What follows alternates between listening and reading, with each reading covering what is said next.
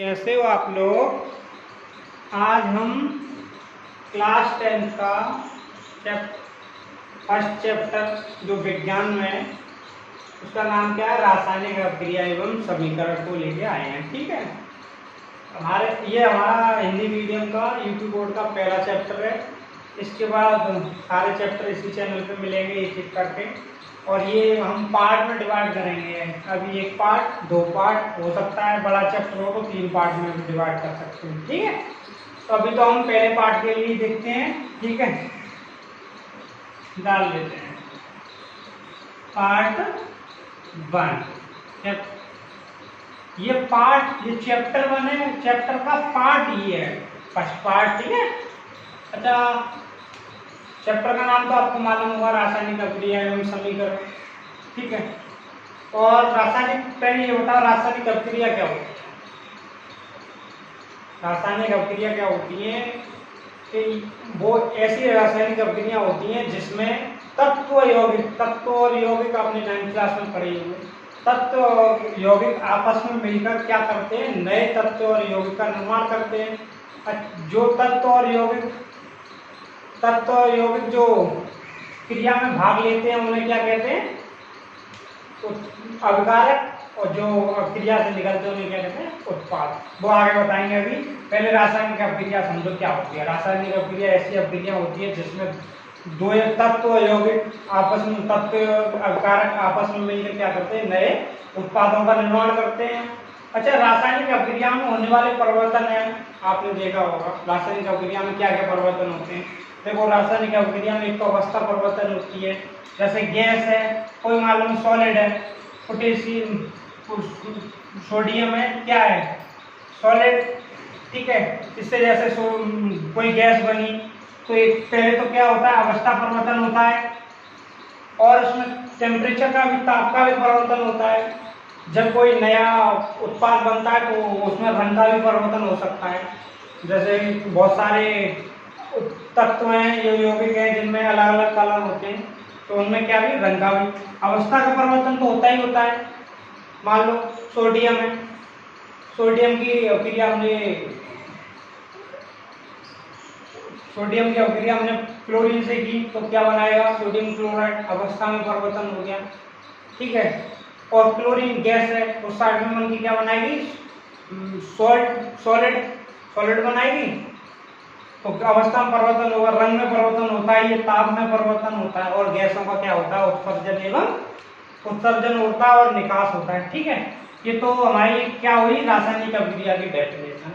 अब आपको समीकरण, अब रासायनिक चैप्टर क्या है, रासायनिक अभिक्रिया एवं समीकरण। अब रासायनिक अभिक्रिया के बारे में बताते हैं, अब समीकरण के बारे में बताएंगे। चलो इसे रब करते हैं। ठीक है, चलो आगे देखिए, रासायनिक समीकरण। अच्छा, हम ये क्या करते हैं, पहले लिखते हैं, क्योंकि इतना टाइम है नहीं वीडियो बनाने में, वीडियो ज़्यादा लंबी खिंच जाएगी। अभी तो जब अपना सिलेबस, अगर सिलेबस के रूप में वीडियो चलेगी तो फिर पार्ट के रूप में, शॉर्ट पार्ट में चलेगी। अभी तो क्या, पहले हम लिख लेते हैं, उसके बाद पहले रब करते हैं, उसके बाद नया लिखते हैं, उसके बाद वीडियो स्टार्ट करते हैं, तो कोई दिक्कत नहीं। ठीक है, चलो अब ये देखते हैं रासायनिक समीकरण। रासायनिक समीकरण क्या होता है, किसी भी रासायनिक अभिक्रिया को रासायनिक समीकरण के रूप में दर्शाया जाता है। जैसे ये रासायनिक अभिक्रिया है, कोई भी रासायनिक अभिक्रिया किसके रूप में दर्शाई हमने, रासायनिक समीकरण। ये क्या समीकरण होगा, रासायनिक समीकरण, रासायनिक समीकरण के रूप में दर्शाया जाता है। ठीक है, और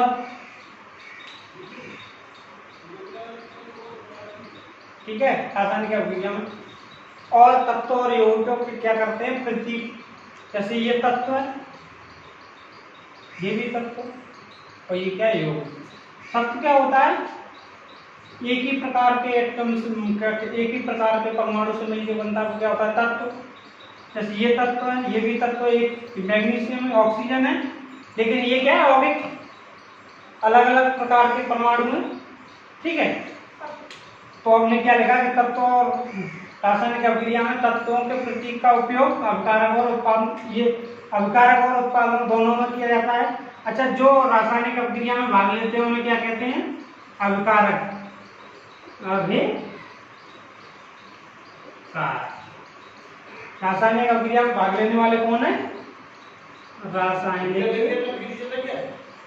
एक मिनट चलिए देखिए प्रॉब्लम। रासायनिक अभिक्रिया में भाग लेने वाले कौन होते हैं? अभिकारक। रासायनिक अभिक्रिया में क्या करते हैं? भाग लेने वाले अभिकारक। और रासायनिक अभिक्रिया से बनते हैं उन्हें क्या कहते हैं? उत्पाद। ठीक है, रासायनिक अभिक्रिया में भाग लेने वाले कौन होते हैं? अभिकारक। तथा रासायनिक अभिक्रिया से बनते हैं उन्हें क्या बोलते हैं? उत्पाद। जैसे ये रासायनिक अभिक्रिया है और ये सब क्या है? रासायनिक समीकरण। ठीक है, रासायनिक अभिक्रिया ये हुई जिससे मैग्नीज और ऑक्सीजन की अभिक्रिया आपस में करा के क्या होना है? Magnesium oxide. ये तो एक रासायनिक अभिक्रिया हुई। और ये जिस फॉर्मेट में लिखते हैं वो क्या है? रासायनिक समीकरण। ठीक है, और ये क्या हुए? अभिकारक, ये उत्पाद। ठीक है, अब जैसे देखिए आप नोट कि जो दो तत्वों को या यौगिकों को आपस में प्लस साइन से क्या करते हैं? जोड़ते हैं।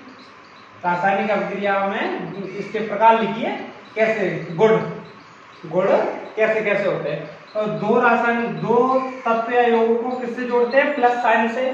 तथा अभिकारक से उत्पाद बनने के बीच क्या करते हैं? एक एरो के निशान, तीर के निशान से क्या करते हैं? इंडिकेट। ठीक है, दर्शाते हैं। ठीक है, अब पॉइंट लगाने की तो जरूरत नहीं कि रासायनिक अभिक्रिया को किससे पॉइंट प्लस के साइन से जोड़, तत्व यौगिकों को किससे जोड़ते हैं? प्लस के साइन से। और रासायनिक अभिकारक से उत्पाद बनता है उसे किससे? तीर के साथ। और दोनों तत्व और यौगिकों को क्या करते हैं? आपस में तत्वों को आपस में क्या करते हैं? संतुलित। ठीक है, अब ये देखिए कैसे संतुलित करेंगे। ये मैग्नीशियम है, ये ऑक्सीजन है। यहाँ मैग्नीशियम 1 है, यहाँ ऑक्सीजन यहाँ कितनी है? 2। तो हमने क्या किया? यहाँ 2 का 2 से क्या कर दिया? पूरी अभिक्रिया उत्पाद में क्या कर दिया? गुणा कर दिया 2 से। अच्छा, जब भी कभी बैलेंस संतुलित करेंगे तो क्या करें? यहाँ आगे जो कुछ करना होगा यहाँ, ये नहीं कि यहाँ O या O2 कर दो तो फिर अलग ही उत्पाद बन जाएगा और वो पॉसिबल नहीं होगा। ठीक है, अब हमने यहाँ लगा दी 2 से गुणा कर दिया, 2 से गुणा कर दिया तो हमारा ये क्या हुआ? ऑक्सीजन बैलेंस हो गई। लेकिन अब यहाँ कितनी? 2 mg हो गई, तो हमने 2 यहाँ भी 2 से क्या कर दिया? गुणा। ये क्या हो गया? बैलेंस। चलो अभी दिखाते हैं बैलेंस कैसे करते हैं साधारण फॉर्म में। चलो देखिए हमने क्या किया? एक रासायनिक अभिक्रिया का हमने क्या लिखा? एक समीकरण लिखा। जिंक की अभिक्रिया हमने किससे कराई? सल्फ्यूरिक अम्ल से। तो जिंक सल्फेट बना और क्या बना? H2 hydrogen gas. ठीक है, ये क्या है? जिंक सल्फ्यूरिक अम्ल,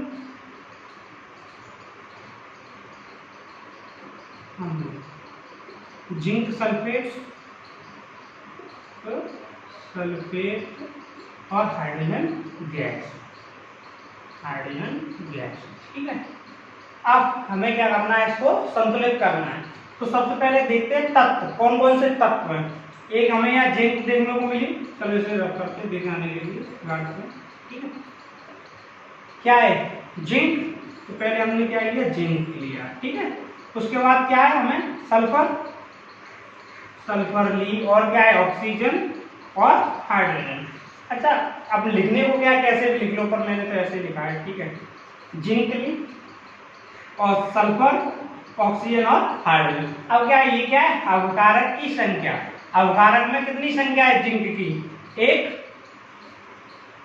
ठीक है, और उत्पाद में जिंक की संख्या कितनी है? यहाँ भी देखो उत्पाद में कितनी है? 1 ही है, 1।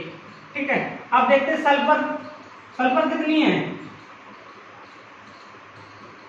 सल्फर कितनी है? यहाँ 1। ठीक है, 1 और यहाँ पे कितनी है? 1।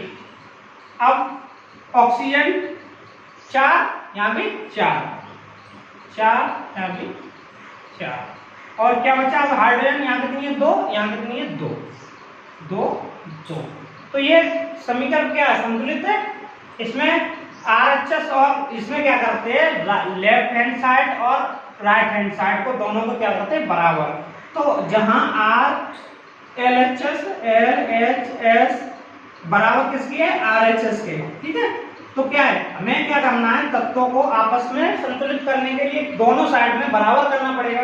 यहाँ जीव के एक है तो यहाँ भी एक है। इन केस अगर यहाँ दो होते तो हमें क्या करना पड़ता, वो भी रिएक्शन में बताएंगे। सबसे पहले क्या देखो, हमें RHS और LHS हमें क्या करनी पड़ती है, बराबर, तब अपना समीकरण क्या होगा, संतुलित। ठीक है, लेकिन इस समीकरण में क्या है, तो पहले से ही संतुलित है, पहले से ही क्या है, संतुलित। अब दूसरा समीकरण लिखेंगे, उसको दिखाएंगे। ठीक है, चलो इसे रख करते हैं।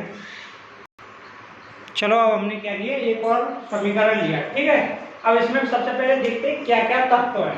तत्व एक यहाँ Fe है और क्या है, O और S, तीनों ही तत्व है, इसके अलावा कोई चौथा तत्व तो है ही नहीं।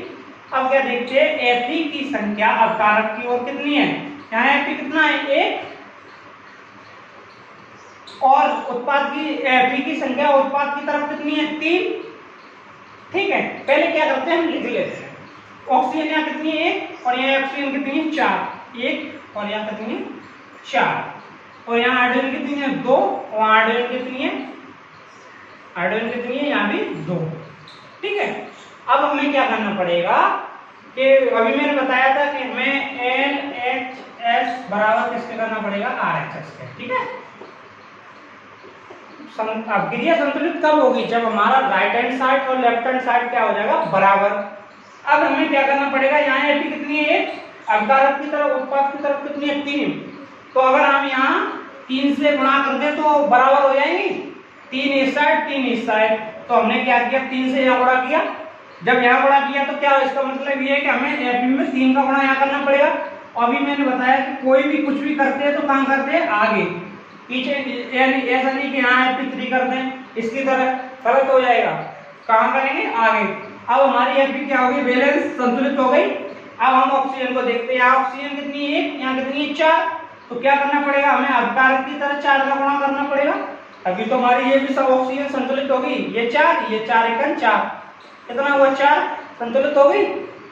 ऑक्सीजन भी संतुलित और आयरन भी, Fe आयरन भी संतुलित। अब क्या बचा हमारे, हाइड्रोजन यहाँ कितनी है, 2 और 2, ये तो संतुलित है। ठीक है, अब जब हमने यहाँ 4 का गुणा किसमें किया है, अपकारक की तरफ किया है तो उत्पाद की तरफ, अपकारक की तरफ किया है 4 का। तो हमने क्या कही, 4 का कहाँ का है, ऑक्सीजन में। तो क्या करेंगे, मैंने बताया कि किसी में भी, जैसे इसका इसमें गुणा करें फिर भी आगे लिखते हैं। तो क्या किया हमने, 4 का इसमें गुणा कर दिया। जब हमने यहाँ 4 का गुणा किया तो ऑक्सीजन तो बैलेंस हो गई, लेकिन हाइड्रोजन हमारी बढ़ गई। तो यहाँ इस साइड में कितनी ऑक्सीजन, हाइड्रोजन 8। तो जहां हमने अपकारक की तरह हाइड्रोजन लिखी थी 2, अब कितनी होगी, 8। अब इसमें कितनी है, 2। तो क्या करना पड़ेगा, इसमें हमने 4 का गुणा इसमें करना पड़ेगा उत्पाद की तरफ। ठीक है, 4 का गुणा करना पड़ेगा, तभी तो 8 और 8 ये वही बराबर। तो यहाँ भी हम क्या कर देंगे, 4 का गुणा कर देंगे, ये भी समीकरण संतुलित। ठीक है, सिंपल भाषा में ऐसे करते हैं। और वैसे अगर तुम जल्दी में करना चाहो तो तुरंत देखो, Fe यहाँ है कितनी, 1, यहाँ 3, तो 3 से कर दो। हाइड्रोजन ऑक्सीजन 4 है, तो ऑक्सीजन मैंने बोला कि कहाँ करना है, आगे, आगे के अलावा नहीं, ऐसा नहीं कि बीच में करते हैं, चलो वो कर दो। अब जो हाइड्रोजन हुई उससे हाइड्रोजन बैलेंस कर दो, संतुलित कर दो। ठीक है, चलो इसे भी रख करते हैं। अब देखिए अपनी अगली हेडिंग क्या है, रासायनिक अभिक्रियाओं के प्रकार। तो हमारे चैप्टर में रासायनिक अभिक्रियाओं को क्या प्रकार दिए, 5 प्रकार। सबसे पहले संयोजन, वियोजन, विस्थापन, द्विविस्थापन, अपचयन एवं उपचयन। ठीक है, ये अप है, ये उपचयन है, इसे ऑक्सीडेशन रिडक्शन कहते हैं। ठीक है, अब हमारे कितने दिए, 5 प्रकार। अब हमें क्या करना होगा, एक एक करके नंबर बाई नंबर 5 प्रकार को समझना होगा। ठीक है, चलो 4 प्रकार को हम रख करते हैं और नोट करते हैं, उसके बाद आपको समझाते हैं। चलिए देखिए हमने क्या किया है, जो अभी रासायनिक अभिक्रियाओं के प्रकार लिए थे उसमें हमने पहला प्रकार क्या लिया है, संयोजन अभिक्रिया। अच्छा, संयोजन अभिक्रिया क्या होती है ये देखते हैं। संयोजन अभिक्रिया में क्या है, 2 या 2 से अधिक, क्या ये क्या है, अभिकारक है, 2 या 2 से अधिक अभिकारक आपस में मिलकर क्या हो रहा है, प्लस से क्या है, दोनों आपस में मिल रहे हैं, आपस में मिलकर एक नए, एकल मतलब एक ही एकल नए उत्पाद का क्या करते हैं, निर्माण। एकल नए उत्पाद का निर्माण करते हैं, क्या कहलाते हैं, संयोजन। 2 होंगे या 2 से अधिक होंगे, एक नहीं होगा यहाँ। अगर एक होगा तो संयोजन अभिक्रिया नहीं होगी। ठीक है, उत्पाद एक ही बनना चाहिए। उत्पाद कितना बनेगा? एक ही। अगर एक से ज्यादा उत्पाद बन रहा है तो इसका मतलब संयोजन अभिक्रिया नहीं है। तो क्या है? दो या दो से अधिक अवकारक तत्व या यौगिक, दो या दो से अधिक पदार्थ तत्व या यौगिक आपस में मिलकर क्या करते हैं? एकल नए उत्पाद का निर्माण करते, क्या कहलाते हैं? संयोजन अभिक्रिया।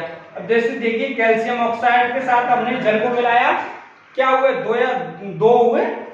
ठीक है, कैल्शियम ऑक्साइड के साथ हमने जल को मिलाया तो क्या बना? Calcium hydro oxide. ठीक है, कैल्शियम। अब इसको कैल्शियम ऑक्साइड को क्या कहते हैं? बिना भुजा हुआ चूना। और ये क्या होता है? भुजा हुआ चूना। ठीक है, चलो इसको रब करते हैं, एक और एग्जांपल लिखते हैं अभी। चलो देखते हैं संयोजन अभिक्रिया से क्या होता है। कोयले का जो दहन होता है, किसी भी कार्बन या कार्बनिक जो रसायन होते हैं उनमें अगर उन्हें जलाना होगा तो किसके? ऑक्सीजन के साथ ही जलेगा, बिना ऑक्सीजन के साथ जलेगा नहीं। ठीक है, तो हमने क्या है, जो कोयले का दहन करते हैं वो भी क्या है? संयोजन अभिक्रिया है। तो वही दो या दो से अधिक अवकारक आपस में मिलके एक ही है ना, एकल उत्पाद का निर्माण कर रहे हैं। तो देखो कार्बन और ऑक्सीजन मिलके क्या बना रहे हैं? Carbon dioxide. अब संतुलित करो, एक कार्बन दो ऑक्सीजन क्या है? संतुलित है। यहाँ देखिए जल का निर्माण होता है कैसे? वही दो या दो से अधिक अवकारक आपस में मिलके क्या कर रहे हैं? एक ही है। तो देखो यहाँ कितना? H2 वो बैलेंस O2, यहाँ वो कितने? 2, यहाँ कितना? एक ही। तो क्या करेंगे? मैंने बताया कि दो का क्या कर देंगे? यहाँ गुणा। जब यहाँ दो का गुणा किया तो ऑक्सीजन तो बैलेंस हो गई, यहाँ दो हो गई, 2H2O और 2O2, वो दो है तो यहाँ तो ऑक्सीजन तो बैलेंस हो गई, लेकिन यहाँ हाइड्रोजन कितनी हुई? 4। जब फिर हाइड्रोजन को बैलेंस करेंगे तो यहाँ क्या कर देंगे? दो का गुणा। अच्छा, अब हमने क्या देख लिया? संयोजन अभिक्रिया देख ली। अब संयोजन के बाद जो चार अभिक्रिया बची हैं, वियोजन, विस्थापन, द्विविस्थापन, अपचयन में क्या है? ऊष्मा शोषी अभिक्रिया भी देखेंगे, ये किस दूसरे पार्ट में देखेंगे। ठीक है,